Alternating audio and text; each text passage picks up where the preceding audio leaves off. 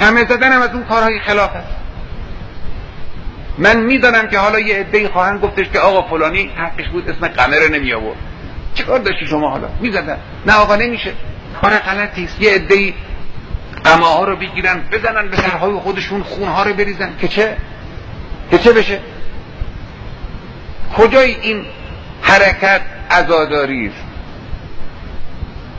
تو سر زدن عزاداری است. شما نگاه کنید ببینید کسانی که یک مصیبتی براشون پیش میاد تو سرشون میزنن، تو سینه‌شون میزنن. این عزاداری است، عزاداری معمولی است. اما کجا شما دیدید که یه نفری به خاطر مصیبت عزیزترین عزیزانش بیاد با شمشیر بزنه تو مغز خودش و خون بریزه از سر خودش؟ این کجا عزاداری است؟ این جعلی است. اینها چیزایی است که از دین نیست. بلا شک خدا راضی نیست.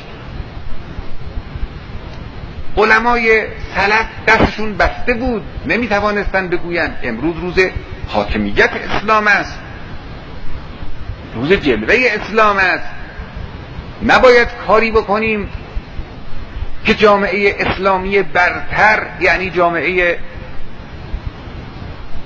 محب اهل بیت علیهم السلام که مفتخرند به نام مقدس ولی عصر ارواحنا فدا، به نام حسین ابن علی علیه السلام، به نام امیرالمؤمنین علیه السلام، این جامعه در نظر مسلمان های عالم و غیر مسلمان ها به عنوان یک گروه آدم های خرافی بی منطق معرفی بشوند.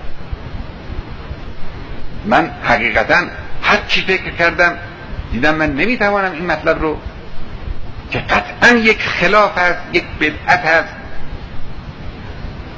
این رو به اطلاع مردم عزیزمون نرسونم، نکنن این کار را. بنده راضی نیستم. من قلبا اگر کسی تظاهر به این معنا بکند که بخواد قمه بزند، قلبا من از اون ناراضی هست. این قطعا خلاف است. این امام حسین به این معنا راضی نیست.